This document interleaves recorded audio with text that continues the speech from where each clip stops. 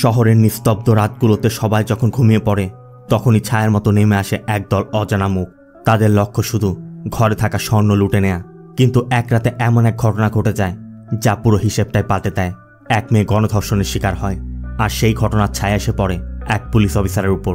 এরপরই প্রশ্ন আসে, চুরি আর ধর্ষণ দুটাকে একসাথে ঘটেছিল নাকি ছায়ার আড়ালে অন্য কেউ লুকিয়েছিল?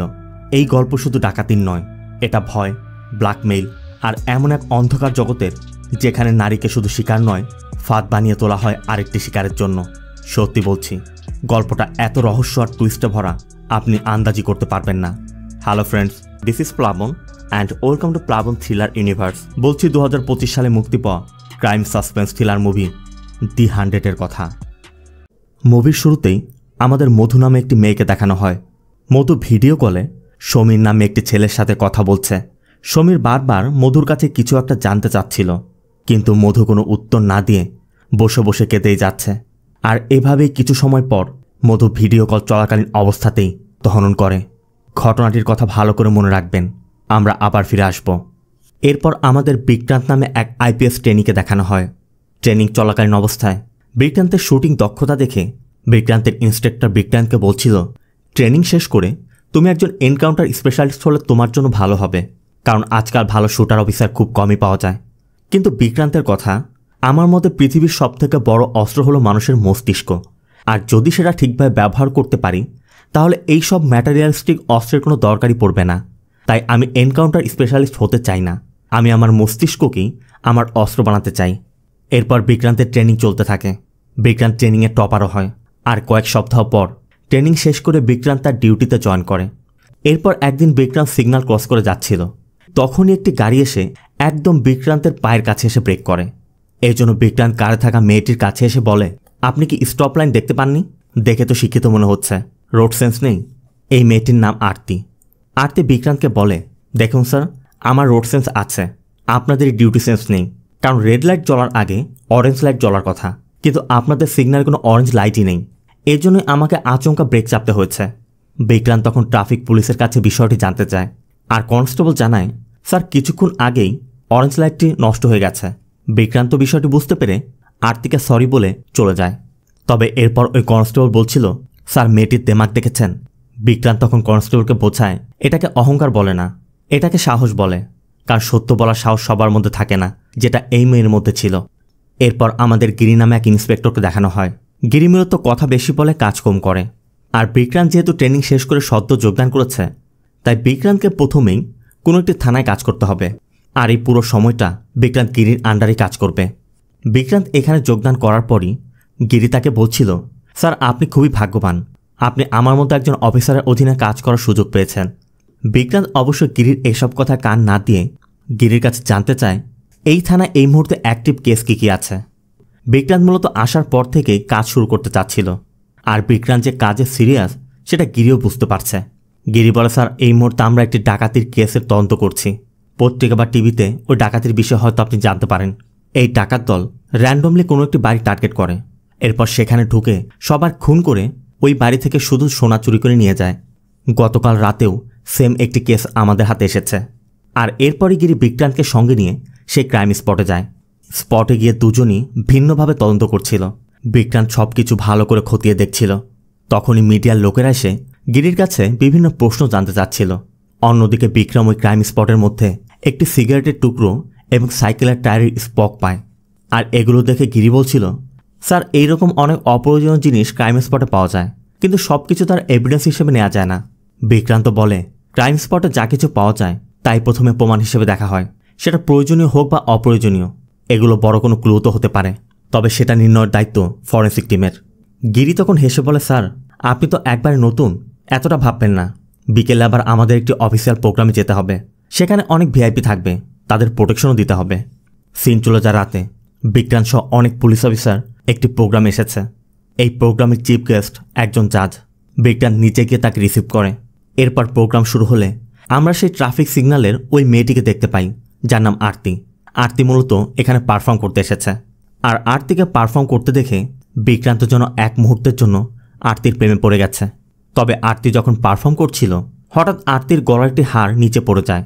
তবে আরতি বিষয়টি খেয়াল না করলেও বিক্রান্ত সেটা তুলে নিয়ে চেঞ্জিং রুমে গিয়ে আরতিকে দিয়ে আসে। আরতিও বিক্রান্তকে দেখে চিনতে পেরে মৃদু হাসি দিয়ে থ্যাংক ইউ বলে চলে যায়।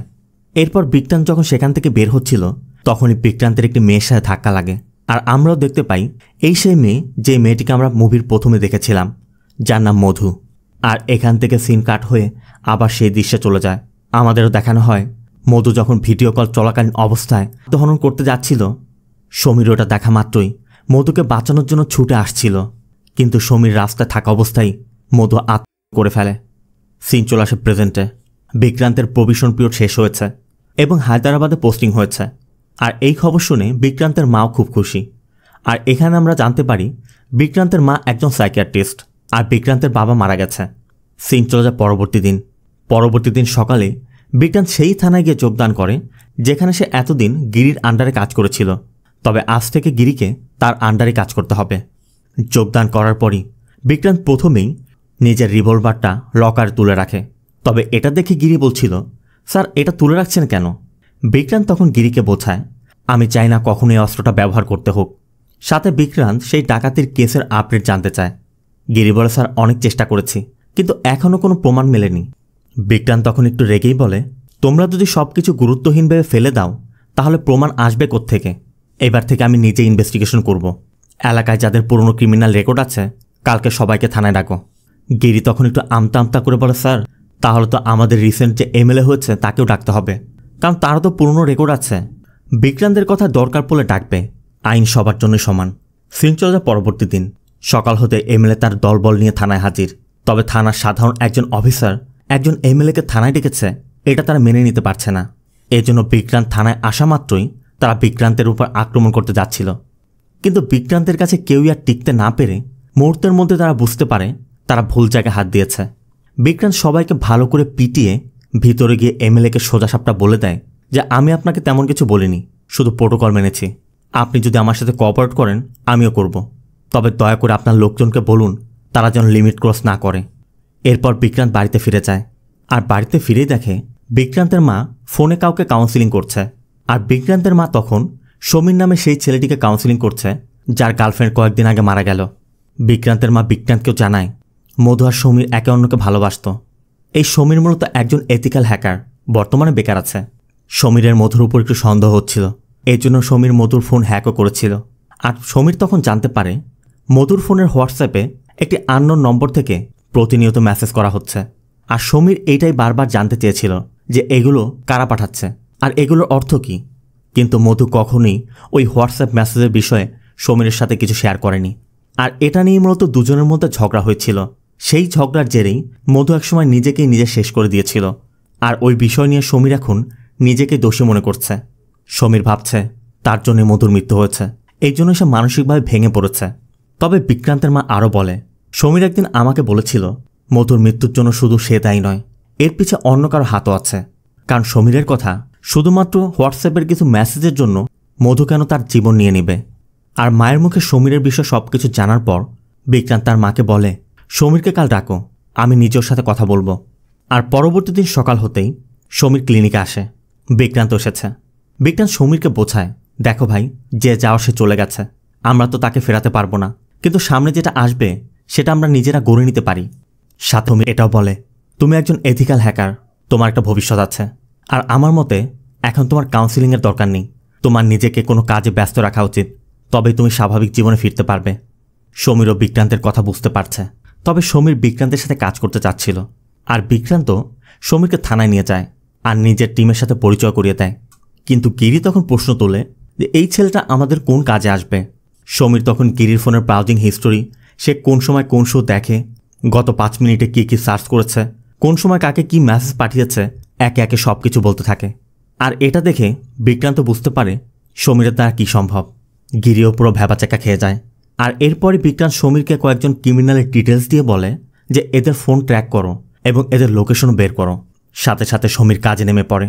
সমীর যখন যে তথ্য পাচ্ছে সঙ্গে সঙ্গে বিক্রান্তকে আপডেট দিচ্ছে, কোন ক্রিমিনাল কোথায় কার সাথে দেখা করছে, কী নিয়ে আলোচনা করছে, সব কিছু বলছে। এরপর বিক্রান্ত একদিন ক্যাফেতে বিদ্যা নামে একটি মেয়ের সাথে দেখা করে।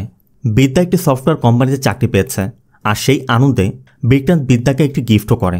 আসলে বিদ্যা বিক্রান্তকে আগে থেকে পছন্দ করত, একসময় প্রপোজও করেছিল, কিন্তু বিক্রান্ত সবসময় বিদ্যাকে একটু ভালো বন্ধু হিসেবেই দেখেছে। এই জন্যই তাদের সম্পর্কটা আর এগোয়নি। আর এখানে আমরা এটাও জানতে পারি বিদ্যার এই ছেলের সাথে বিয়েও ঠিক হয়েছে। বিক্রান্তরা সবাই গল্প করছিল, ঠিক তখনই গিরি ফোন করে জানায় শহরে আরও একটি খুন হয়েছে। ধারণা করা হচ্ছে খুনটি এমএলএর লোকজনই করেছে, কারণ এমএলএর সাথে এই ব্যক্তির ঝামেলা চলছিল। খবর পাওয়া মাত্রই বিক্রান্ত ঘটনাস্থলে পৌঁছে যায়। ফরেন্সিক টিমও এসেছে। বিক্রান্ত গিরিকে বলে, পুরো ঘর ভালো করে তল্লাশি করো, আমার প্রত্যেকটা ডিটেলস চাই।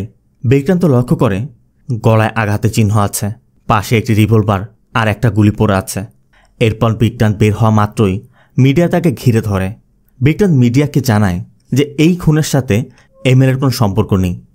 বিক্রান্ত সেখান থেকে সোজা অফিসে চলে আসে, আর এরপর সবাইকে নিয়ে এই খুনের বিষয়গুলো আলোচনা করতে শুরু করে। এখানে বিক্রান্তের কথায় আমরা এটাও জানতে পারি বিক্রান্ত আগে থেকেই সমীরকে যে লিস্টটি দিয়েছিল ওই লিস্টের মধ্যে এমএলএও ছিল, তাই সমীর আগে থেকেই এমএলএর উপরও নজর রাখছিল। আর সমীরই বিক্রান্তকে জানিয়েছে এমএলএর লোকেশন তখন অন্য জায়গায় ছিল। এর জন্যই মূলত বিক্রান্ত মিডিয়ার সামনে আত্মবিশ্বাসের সাথে বলেছিল এমএলএ খুনের সাথে জড়িত না। বিক্রান্ত সবাইকে বলে এই খুনগুলো ওই ডাকাত দল করছে। তারা সাইকেলের স্পক দিয়ে তৈরি একটি ছোট্ট অস্ত্রের মাথায় পয়জন মিশিয়ে মানুষের গলায় মারে, আর ওই পয়জন মানুষের শরীরে ঢুকে তাদের হার্ট অ্যাটাক হয়, যে জন্য তাদের মৃত্যুটা একদমই স্বাভাবিক মৃত্যু বলে মনে হয়। আর ওই ডাকাত দল খুনের পর বাড়িতে থাকা সমস্ত সোনা নিয়ে পালিয়ে যায়। আবার ফরেন্সিক রিপোর্ট বলছে এই পয়জন সচরাচর পাওয়া যায় না, গভীর জঙ্গলে পাওয়া বিশেষ এক গাছের রসেই এই পয়জন তৈরি করা হয়।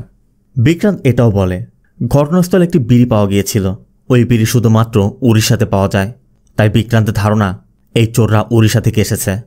বিক্রান্ত আরও বলে ডাকাতিগুলো হয় প্রতি মাসের নির্দিষ্ট একটি দিনে, আর সেটা ইংরেজি তারিখে নয়, হিন্দি ক্যালেন্ডার অনুযায়ী আমাবস্যার রাতে। গিরির কথা মাত্র যে খুনটি হলো তার বাড়িতে তো কোনো চুরিও হয়নি। এ বিষয়ে বিক্রান্ত বলে ওই লোকটি একজন রাজনৈতিক নেতা ছিল, তার বাড়িতে রিভলভারও পড়েছিল। হয়তো চোররা জানতো না তার কাছে রিভলভার থাকবে, আর তারা যখন প্রবেশ করেছিল ওই ব্যক্তির হাতে রিভলভার দেখেই হয়তোবা ভয় পেয়ে তারা পালিয়ে গেছে। তবে ওই ডাকাত দল এই প্রথম কোনো বাড়িতে ঢুকে খুন করলো ঠিকই, চুরি না করলে চলে গেল। এই জন্য বিক্রান্ত ধারণা করছে সামনের আমাবস্যার রাতে হয়তোবা তারা চুরি করতে আসতে পারে, আর এর আগেই তাদেরকে ধরতে হবে। এরপর পুলিশ কিছু পুরনো চোরদেরকে ডাকে এবং তাদের কাছে জানতে চায় তারা যখন চুরি করত চুরি করা স্বর্ণগুলো কোথায় বিক্রি করত। আর চোরদের থেকে তথ্য নিয়ে বিক্রান্তরা এক ব্যক্তির কাছে যায়, আর ওই ব্যক্তি তার বাড়িতে থাকা সমস্ত স্বর্ণ এনে দেখায়। লোকটি এটাও জানায় স্যার এরা কবে আসবে আমি সেটা জানি না, যখনই আসে এদের মুখ ঢাকা থাকে। তারা তাদের চুরি করা স্বর্ণগুলো আমার বাড়িতে রেখে যায়, তাদের কাজ হয়ে গেলে তারা আমাকে একটি ভাগ দিয়ে বাকি অংশ তারা নিয়ে যায়। আর এই ব্যক্তির বাড়ি থেকে সমস্ত স্বর্ণ উদ্ধার করে যারা যারা পুলিশে কমপ্লেন করেছিল ওই সকল চুরি দেওয়া ব্যক্তিদের ডেকে তাদের স্বর্ণ বুঝিয়ে দেওয়া হয়। তবে সবাইকে দেওয়ার পর একটি অলংকার রয়ে গেছে, আর এটা দেখার পরে বিক্রান্ত পুরো হতভম্ব হয়ে যায়, কারণ এই সেই গহনা যেটা ডান্স পারফরমেন্স করার সময় আরতির গলা থেকে পড়ে গিয়েছিল। কিন্তু আরতি বা আরতির পরিবার তো স্বর্ণ চুরির কোনো কমপ্লেন করেনি। এই জন্য বিক্রান্ত গিরিকে নিয়ে আরতিদের বাড়িতে যায়। আরতির বাবার নাম রামকৃষ্ণ। রামকৃষ্ণর কাছে গহনার কথা জানতে চাইলে রামকৃষ্ণ সোজাসাপটা অস্বীকার করে। রামকৃষ্ণ বলে দেয় না এটা আমাদের গহনা না, আমাদের বাড়িতে তো কোনো চুরি হয়নি। অবশ্য বিক্রান্ত রামকৃষ্ণ এবং আরতির চেহারা দেখে বুঝতে পারছিল তারা কিছু একটা লুকানোর চেষ্টা করছে। তবে তখনকার মতো বিক্রান্ত চলে যায়। এরপর রাতের বেলা বিক্রান্ত বাড়িতে ফিরে দেখে রামকৃষ্ণ তার বাড়ির সামনে দাঁড়িয়ে আছে।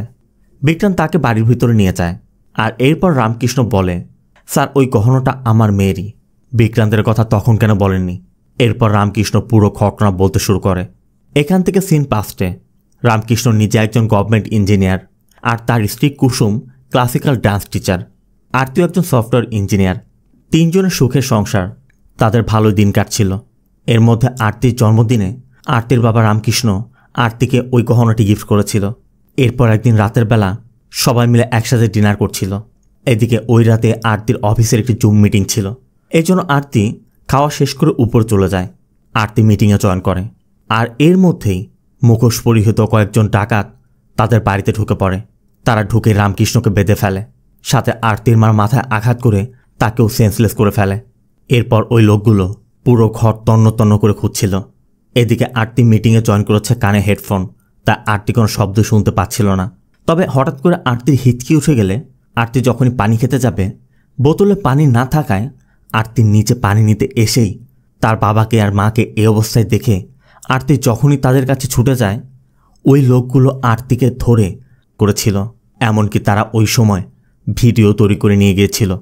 রামকৃষ্ণ বলে, ওই ঘটনার পর আমরা পুরোপুরি ভেঙে পড়েছিলাম। এমনকি আরতির মা আরতির সাথে হওয়া ঘটনা সহ্য করতে না পেরে ঘুমের ওষুধ খেয়ে মারা গিয়েছিল। তবে রামকৃষ্ণ কোনোভাবে আরতির মধ্যে সাহস জুগিয়ে রেখেছে। আরতিও যেন আরতির মায়ের মধ্যে কোনো ডিসিশন না নেয়, এই ভয়ে রামকৃষ্ণ সবার থেকে পুরো বিষয়টা লুকিয়ে রেখেছিল। রামকৃষ্ণর কাছে পুরো বিষয়টি জানার পর বিক্রান্ত পরবর্তী দিন তার মাকে নিয়ে আরতিদের বাড়িতে যায়। আরতির মা আরতির সাথে কথা বলে তাকে কাউন্সিলিং করার চেষ্টা করছিল।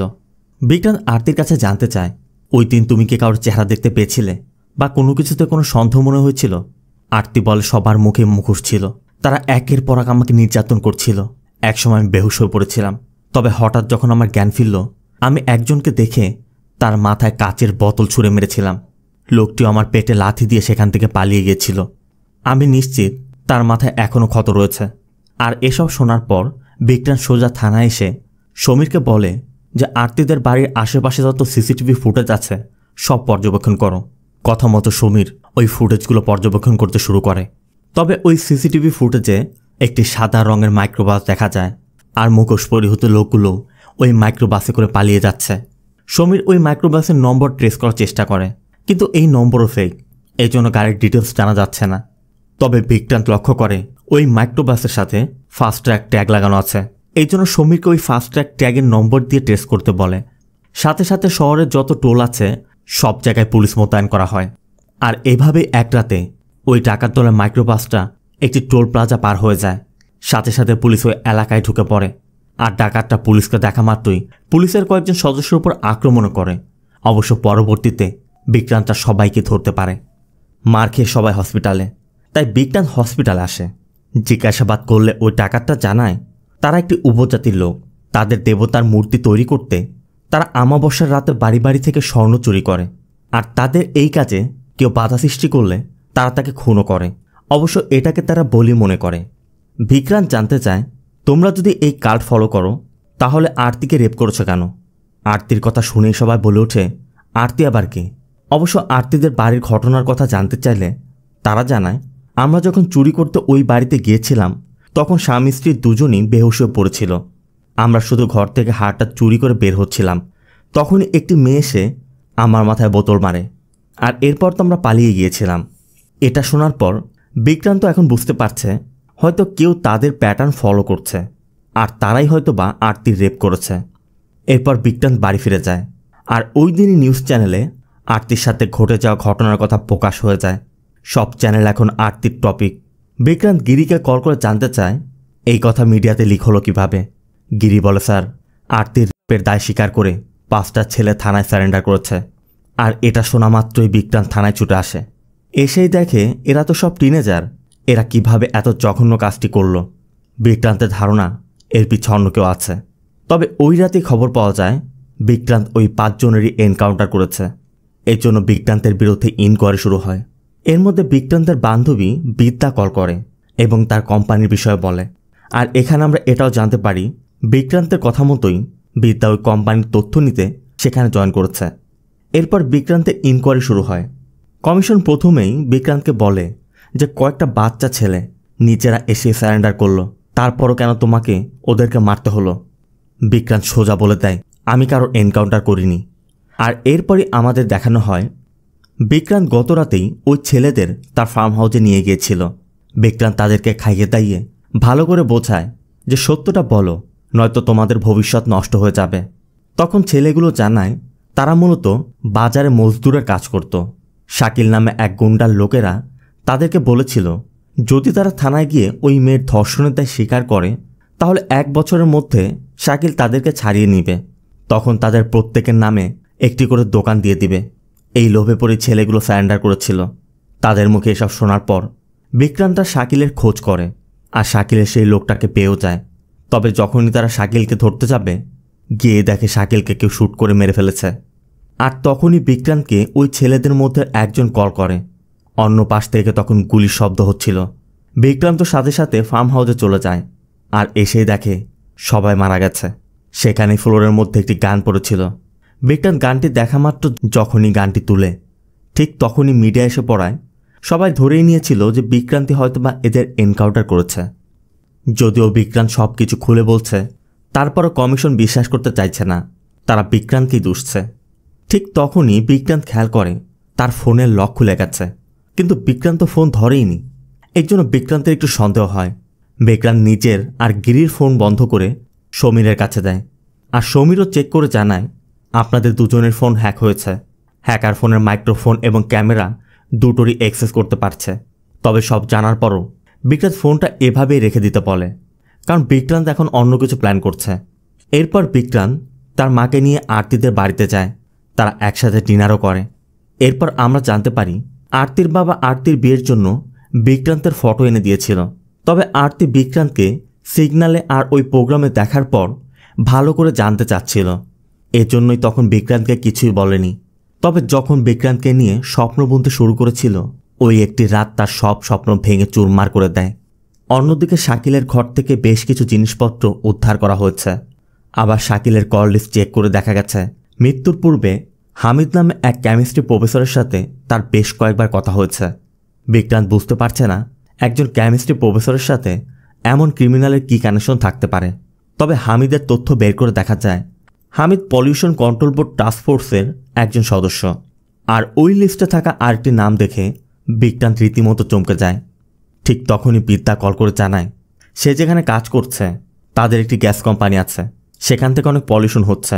আর আমরা ওখানে জানতে পারি সমীরের গার্লফ্রেন্ড মধু ওই কোম্পানিতে চাকরি করত। বিদ্যা জানা আমি মধুর হোস্টেলে খোঁজ নিয়েছিলাম, ওর ব্যাগের মধ্যে একটি কুরিয়ারের রিসিট পাওয়া গেছে। মৃত্যুর কয়েকদিন আগেই মধু আরতির নামে একটি কুরিয়ার করেছিল। আর এটা শোনা মাত্রই বিক্রান্ত আরতির সাথে দেখা করে এবং মধুর কথা জানতে চাইলে আরতি বলে মধু আমার কলেজের সিনিয়র ছিল। কিছুদিন আগে আমাকে ওদের একটি অফিস গেট টুগেদার ইনভাইটও করেছিল। ওর কোম্পানির চেয়ারম্যানের সাথে কথা বলে দিয়েছিল, তারা আমাকে তাদের কোম্পানিতে জয়েন করতে অফার দিচ্ছিল, কিন্তু আমি রাজি হইনি। এরপর মধু প্রতিনিয়ত আমাকে কল করেই যাচ্ছিল, কিন্তু আমি পিক করিনি। বিক্রান্ত মধুর পাঠানো কুরিয়ার বিষয়ে জানতে চায় যে ও তোমাকে কি পাঠিয়েছে। অবশ্য আরতি সেটা চেক করেও দেখেনি। এর জন্য বাইরে পোস্ট বক্সে থাকা পার্সেলটি চেক করে দেখা যায় মধু আরতির জন্য একটি পেন ড্রাইভ পাঠিয়েছে। আর ওই পেন ড্রাইভটি ওপেন করতেই একটি ভিডিও পাওয়া যায়, যেটা মৃত্যুর পূর্বে মধু আরতির জন্য রেকর্ড করে গিয়েছিল। এখানে আমরাও জানতে পারি সেই কেমিস্ট্রি প্রফেসর হামিদ ছিল মধুর কোম্পানির চেয়ারম্যান। তবে এরপরই সে তার ছেলে ভাল্লাবাকে সব দায়িত্ব বুঝিয়ে দেয়। ভাল্লাবাও দায়িত্ব নিয়েই প্রথম দিনই মধুকে বেস্ট এমপ্লয়ি ঘোষণা করে। মধুর সাথে বেশ ঘনিষ্ঠ হয়ে ওঠে। এরপর একদিন একটি প্রেজেন্টেশন সহ এক ক্লায়েন্টের কাছে পাঠায়, কিন্তু প্রেজেন্টেশন দেখার সময় ওই ক্লায়েন্ট বারবার মধুর শরীরে হাত দিচ্ছিল। এই জন্য মধু একসময় বিরক্ত হয়ে বের হয়ে আসে। ভাল্লাবাকে জানালে ভাল্লাবা তখন মধুকে একটি থ্রেট দেয়। ভাল্লাবা বলে যদি তুমি ওই ক্লায়েন্টকে খুশি করতে না পারো, আমি যদি প্রজেক্টটা না পাই তাহলে তোমার বাবাকে মেরে ফেলব। এই জন্য মধু বাধ্য হয়ে আবার ওই ক্লায়েন্টের কাছে যায়, নিজের সম্মান বিক্রি করে প্রজেক্টের অ্যাপ্রুভাল নিয়ে আসে। তবে ওই ঘটনার পরই মধু চাকরি ছেড়ে দিতে চেয়েছিল। তখন ভাল্লাবা মধুকে ওই ক্লায়েন্টের সাথে ওই ঘনিষ্ঠ মুহূর্তের ভিডিওটি দেখায়, এমনকি আবারও ব্ল্যাকমেইল করে তার ফার্ম হাউসে নিয়ে তার বন্ধুদের সাথে মধুকে করে, সাথে ভিডিও বানিয়ে রাখে যাতে মধু ভবিষ্যতে কাউকে কিছু বলতে না পারে। এরপর মধুকে কাজে লাগিয়ে নতুন নতুন মেয়েদেরকে কোম্পানিতে নিয়ে আসে, তাদের সাথেও একই ঘটনা ঘটায় যেমনটা মধুর সাথে ঘটেছিল।